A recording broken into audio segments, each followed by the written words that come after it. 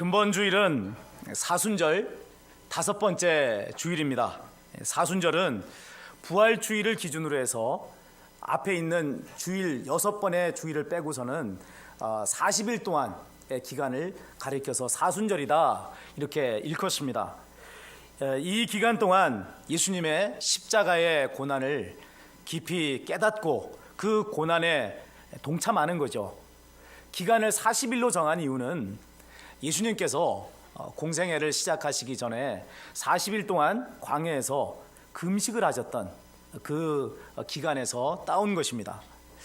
많은 교회들이 이 사순절 기간 동안 특별 새벽 기도회를 하기도 하고 또 이 금식 기도를 하기도 합니다. 그렇게 함으로써 주님의 고난에 동참하고자 하는 것입니다. 자, 그러나 여기에서 주의해야 될 것이 있습니다. 주님의 십자가의 고난에 동참한다고 하는 것이 이것이 종교적인 절제나 또는 금욕을 의미하는 것이 아니라는 사실이죠. 특별 새벽 기도에 참여했고 또 금식에도 빠지지 않았다 하더라도 그 일이 주님의 고난과는 전혀 상관없는 일이 될 수도 있다는 것입니다. 핵심은 주님의 이 십자가의 고난이란 무엇인가를 바로 아는 데 있습니다. 예수님의 십자가의 고난은요, 하나님의 뜻을 순종해서 인류 구원을 위해 자기를 내어주신 것 아닙니까? 이게 예수님의 십자가의 고난이란 말이에요. 이것은 자기 부인과 희생 없이는 불가능한 일입니다. 특별 새벽 기도의 기도가 그리고 금식 주간의 금식이 나의 육체의 소욕을 십자가에 못 박고 인류 구원이라고 하는 하나님의 뜻에 순복하기 위한 자기 희생과 헌신이 없는 것이라고 하면 종교적인 활동이라는 것입니다. 그냥 종교적인 프로그램에 참여하는 것이 될 수밖에 없다는 이야기인 것입니다. 기독교가 신앙의 본질을 놓쳐버린 채 겉모양의 경건에 치달아 버린 그런 모습을 오늘날 많이 목격합니다. 어떻습니까? 주일 성수하고 11조하고 술, 담배 하지 않으면 최고의 성도로 꼽잖아요. 그 사람이 세상 속에서 어떻게 살고 있는가 하는 것에 대해서는 알려고 하지 않습니다. 이웃 사람과 불화하면서 살고 있는지 사기치면서 사는지 이런 것에 대해서는 별 관심을 기울이지 않습니다. 무엇이 더 중요하죠? 술, 담배 안 하는 게 중요합니까? 아니면 세상 속에서 이웃 사랑을 실천하면서 살아가는 삶이 중요합니까? 물론 두 가지 다 해야 하는 일이지만 무게의 중심을 둔다면 세상 속에서 우리가 어떻게 사는가 하는 것이 더 중요한 일이라 말씀을 드릴 수가 있습니다. 예수님께서 하신 말씀이 있습니다. 마태복음 23장 23절은 이렇게 말씀해요. 화 있을진저 외식하는 서기관들과 바리새인들이여 너희가 박하와 회양과 근체의 11조는 들이되 율법에 더 중한 바 정의와 긍휼과 믿음은 버렸도다. 그러나 이것도 행하고 저것도 버리지 말아야 할지니라. 이 시간에는 십자가와 칼이라고 하는 두 가지의 상반되는 이 표상을 가지고 하나님 나라는 어떻게 세워지는가 하는 것에 대해서 말씀을 드리고자 합니다. 본문은요, 고난주간 목요일 밤에 있었던 예수님의 체포 현장을 기록해 놓고 있습니다. 당일 예수님의 행적을 살펴보면 이래요. 예수님께서 제자들에게 성 안에 한 사람에게 가서 이 유월절을 지킬 그런 방을 예비하라고 그렇게 말씀을 전하게 합니다. 그리고 그날 저녁에 그 사람의 집에 있는 다락방에서 유월절 만찬을 지키셨습니다. 그런 후에 감난산으로 이동을 하셨죠. 그곳에 있는 겟세마네에서 예수님은 기도하기 원하셨기 때문입니다. 자, 예수님께서 기도를 마치셨을 때 가룟 유다가 대제사장과 백성의 장로들이 파송한 큰 무리를 대동하고서는 나타났습니다. 이 무리들은 칼과 몽치를 가지고 무장을 하고 있었어요. 가룟 유다가 왜 이 밤에 큰 무리를 대동하고 예수님 앞에 나타난 겁니까? 이유는 그가 유대교 지도자들의 앞잡이가 되어서 예수님을 그들에게 팔아넘기기 위해서 온 것이죠. 그는 대제사장들을 찾아가서 은 30을 받고서 예수님을 넘겨주기로 약속을 한 사람입니다. 가룟 유다는 예수님의 12명의 제자 가운데 한 사람 아닙니까? 그러면 진실되게 예수님을 믿은 사람이었을까요? 그런 사람이 아니었다는 거죠. 이 말은 가룟 유다가 예수님에 대해서 일컫는 호칭에서도 잘 드러납니다. 다른 제자들은 예수님을 향해서 주여라고 말을 했어요. 주여라고 말한 반면에 이 마태복음에 보면 가룟 유다가 예수님을 불렀던 그 기사가 2번 나오는데 그 2번의 기사마다 예수님을 주여라고 말하지 않고 라삐어라고 호칭하고 있다는 것을 확인하게 됩니다. 무슨 이야기예요? 그는 예수님을 따르는 제자였지만은 진실되게 예수님을 믿고 섬기는 그런 제자는 아니었다라는 것을 말을 해주는 것이죠. 그러면 예수님께서는 가룟 유다가 자신을 팔자라는 것을 모르셨을까요? 아닙니다. 그를 부르실 때부터, 제자로 부르실 때부터 예수님은 이 가룟 유다가 예수님을 팔아넘길 자라는 것을 너무나 잘 알고 있었습니다. 그런데도 예수님께서는 그를 제자로 부르셨습니다. 왜 그렇게 하신 거죠? 마태복음은요, 그 이유를 바로 성경에서 말씀하신 그 예언을 성취하기 위해서라 이렇게 기록을 해놓고 있습니다. 우리가 복음서에서 예수님의 행적을 볼 때에 반드시 기억해야 될 것이 있습니다. 그 어떤 예수님의 행동도 예수님의 통제에서 벗어난 일은 없었다는 겁니다. 예수님 주변에서 일어나는 많은 사건들이 있었죠. 근데 우연히 일어났다거나 또는 예수님께서 알지 못한 상태에서 그 일을 당해서서 그때 그 문제를 풀어나가셨다, 이런 식으로 해석해서는 안 된다는 거예요. 모든 것이 다 예수님의 통제하에서 일어났고 그 모든 일들은 구약 성경이 예언한 바를 예수님께서 성취하시기 위해서 행하신 것이다 라고 우리가 해석해야 된다는 것입니다.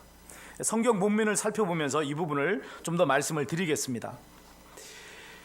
겟세마네에 도착한 가룟 유다는 예수님께 나와서 라삐어 안녕하시옵니까? 라고 인사하면서 입을 맞추었습니다. 그가 이런 행동을 한 이유는 그가 데리고 온 이 큰 무리, 대제사장과 백성의 장로들이 파송한 이 무리들에게 예수님이 누구인지를 분명하게 가르쳐 주기 위해서 그렇게 한 것입니다. 어두운 밤 아닙니까? 그 겟세마네라고 하는 이곳에 예수님의 여러 제자들이 함께 모여 있는데 여기서 이 함께 데리고 온 이 큰 무리는 예수님이 누군지를 분간할 수 없는 거 아니겠어요? 그렇기 때문에 가룟 유다가 내가 예수님을 찾아서 그분에게 입맞춤을 할 테니 그분이 예수인 줄 알고 너희는 잡아라, 이렇게 미리 군호를 맞춰놨다는 겁니다. 자, 가룟 유다는 배신의 입맞춤으로 예수님을 이 무리에게 팔아 넘겼습니다. 예수님이 누구신지 드러나자 큰 무리는 즉시 예수님께 나와서 손을 대어서 잡았습니다. 이 순간 번뜩하는 칼날이 날아들었습니다. 베드로가 휘두른 단검이었습니다. 칼날에 대제사장의 종 말고의 오른쪽 귀가 떨어져 나갔죠. 무리들이 어떻게 했을까요? 움찔하면서 각자가 가지고 왔던 그 무기, 칼에 그리고 몽치에 손이 갔을 것입니다. 그리고서는 여차하는 순간에 일제히 그냥 칼을 빼들고 몽치를 빼들고 이 제자들에게 달려들 그런 태세를 갖추었을 것입니다. 바로 이 일촉즉발의 상황에 모든 상황을 통제하시는 예수님의 음성이 들렸습니다. 내 칼을 도로 칼집에 꽂으라. 누구에게 한 말이죠? 베드로에게 한 말입니다. 그러나 실상 이 말은 거기 있는 모든 사람들에게 한 말이라고도 할 수 있어요. 자, 왜 예수님께서는 베드로에게 칼을 도로 칼집에 꽂으라고 말씀을 하셨을까요? 52절부터 54절까지의 말씀을 함께 읽어보면 여기에 그 내용이 나옵니다. 같이 한번 소리내서 읽어보도록 하겠습니다. 52절부터 54절입니다. 이에 예수께서 이르시되 내 칼을 도로 칼집에 꽂으라. 칼을 가지는 자는 다 칼로 망하느니라. 너는 내가 내 아버지께 구하여 지금 12군단 더 되는 천사를 보내시게 할 수 없는 줄로 아느냐. 내가 만일 그렇게 하면 이런 일이 있으리라 한 성경이 어떻게 이루어지겠느냐 하시더라. 예수님께서 베드로에게 칼을 칼집에 꽂으라고 말씀하신 이유는 크게 세 가지예요. 첫 번째는 칼을 가지는 자는 다 칼로 망할 것이기 때문에 그렇습니다. 두 번째는 예수님께서는 자기를 보호하시는 하나님의 능력을 철저하게 신뢰하셨기 때문에 그렇습니다. 예수님께서 원하신다면 지금 당장이라도 하나님 아버지께서 12군단보다 더 되는 천사들을 보낼 수 있다라고 말씀하고 있지 않습니까? 자, 이 예수님 당시에 로마 제국의 총 군대의 숫자는요 25개 군단이었어요. 1개 군단은 보병이 6,000명이었고 기병이 120명으로 구성되어져 있었습니다. 자, 그러면 이 25개 군단 가운데 예수님께서 지금 사역하고 계시는 유대 땅에 와 있는 로마 군단의 숫자는 얼마겠어요? 25개 군단이 다 와 있는 게 아니에요. 일부분만 와서 여기에 이 관할을 하고 있는 일을 하는 것입니다.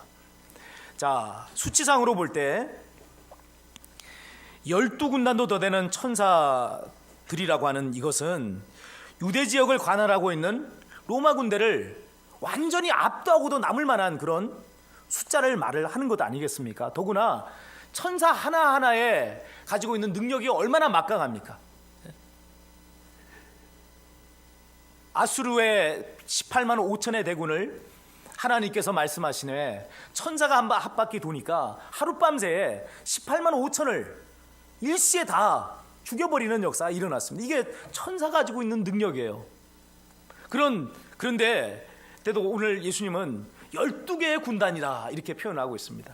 천사를 하나만 보내도 해결할 수 있는 그 일을 12개보다 더 되는 군단을 이라고 이렇게 표현을 하셨는데 굳이 그렇게 표현하신 이유는 이것은 12라고 하는 숫자가 하나님 백성을 대표하는 수이기 때문에 그렇습니다.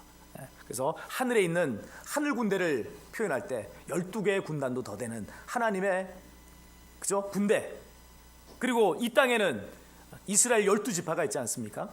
이렇게 12라고 하는 것이 하나님의 백성을 표현하는 수기에 오늘 베드로와 이 말씀을 듣고 있는 사람들에게 더 분명한 이해를 돕기 위해 이런 표현을 쓰신 것이다 하는 것을 알 필요가 있습니다. 세 번째로 왜 칼을 도로 꽂으라고 말씀을 하셨느냐면 성경의 예언을 성취하시고자 하셨기 때문에 그렇습니다. 성경의 예언이라는 게 뭐죠? 어떤 것이 성경의 내용의 핵심입니까? 예수님께서 십자가에서 대속의 죽음을 받으시는 것, 이것이 성경의 예언이에요. 예수님께서 이 세상에 오신 핵심적인 이유가 바로 이것 때문에 아닙니까? 십자가를 지시기 위해서 오신 것입니다. 그렇게 하심으로써 인류 구원의 위대한 역사가는 이루어지는 것입니다. 자, 그러면 이제 이 일을요 베드로가 뽑아서 휘둘렀던 칼과 대조해서 한번 살펴보도록 하겠습니다. 베드로가 칼을 휘두른 이유는 무엇 때문입니까? 왜 칼을 빼서 휘둘렀죠? 무리들이 예수님 잡아가려고 하니까 예수님을 지키기 위해서 칼을 뽑은 거 아닙니까? 또한 그것은 동시에 자기를 지키기 위한 행위였기도 했습니다. 우리가 생각해 봐야 될 게 있어요. 객관적으로 눈으로 볼 때 칼과 몽치를 가지고 무장하고 온 이 큰 무리 앞에 제자들의 힘이라고 하는 게 어떨까요? 어떤 것 같습니까? 6월절 만찬석상에서 오고 간 대화를 통해서 보면요, 이 제자들에게는 칼이 2자루가 있었어요.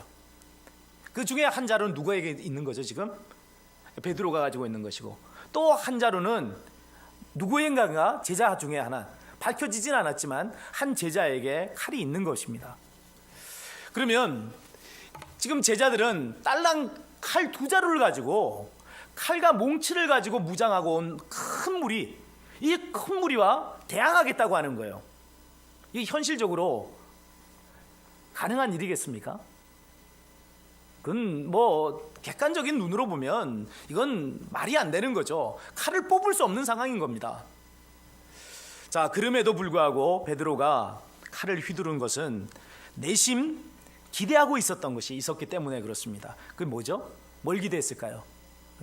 예수님의 큰 능력이라는 것입니다. 예수님께서 내가 12군데도 더 되는 천사들을 동원할 수 없겠느냐라고 언급하신 이 말씀, 이것은 무엇을 의미하느냐면 베드로의 속마음을 읽으셨기 때문에 이런 말씀을 하신 거예요. 예수님에게는 있습니다. 그렇지만 예수님은 그 모든 것들을 다 감당하시면서 세상의 죄를 철저하게 드러내셨고 그 죄를 대신 지시고 십자가에서 죽어 주신 것입니다. 여러분, 하나님의 나라는요, 칼이라고 하는 인간의 혈기나 폭력으로 세워지는 나라가 아닙니다. 십자가를 통해 나타나는 자기 희생과 섬김을 통해서 세워지는 나라인 거예요. 십자가를 지기 위해서는 내가 죽어야 합니다. 그럴 때 하나님의 나라가 세상 가운데 실체로서 드러난단 말이에요. 하나님 나라 눈에 보입니까? 안 보이잖아요. 그런데 이 안 보이는 하나님의 나라를 이 땅에 보여주는 방법이 있어요. 그게 뭡니까? 십자가를 지는 거죠. 철저하게 내가 죽고 세상의 방법이 아닌 하나님의 방법을 보여주면 이것이 하나님의 나라라고 하는 실체를 이 땅에 드러내는 방법인 것입니다. 그리고 종말의 때 하나님의 공의로운 심판이 하나님의 사랑 앞에 순복하지 않고 끝까지 칼을 휘두른 자들에게 임하게 되는 것입니다. 사랑하는 여러분, 사순절을 지내시면서 어떻게 그리스도의 고난에 동참하고 계십니까? 특별 새벽 기도에 참여하는 거 필요합니다. 금식하는 것도 필요하죠. 그러나 무엇보다 필요한 것은요, 나 자신이 세상에 대해서 죽는 것입니다. 철저하게 내가 왕노릇하려고 하는 이 육체의 정욕을 십자가에 못 박고 하나님의 뜻에 순종하는 거예요. 이 땅에 죽어가는 영혼 구원의 역사를 위해서 자기 부인과 희생의 십자가를 져야 합니다. 이것이 없다면 특별 새벽 기도에는, 이것이 없다면 금식은요, 종교적인 프로그램이에요. 그러니까 아무런 의미가 없는 거칠에 지나지 않습니다. 칼을 내던지시고 십자가를 지십시오. 하나님의 나라가 나로부터 세상에 임합니다. 이것을 감당하기 위해 우리에게 절실하게 필요한 게 뭐겠습니까? 기도입니다. 예수님께서 이 십자가의 고난을 지시기 위해 겟세마네 체포전에 하셨던 일이 무엇인지 아시죠? 자기를 부인하며 땀방울이 핏방울이 되기까지 기도하셨습니다. 오늘 우리가 나를 부인하고 그리고 하나님이 주시는 십자가를 지시기 위해서 기도하시기 바랍니다. 그것을 이루기 위해 금식할 수 있기를 바랍니다. 그렇게 함으로 나로부터 하나님의 나라가 이 땅에 임하는 그 놀라운 역사를 이루는 통로가 되기를 주님의 이름으로 축원을 드립니다.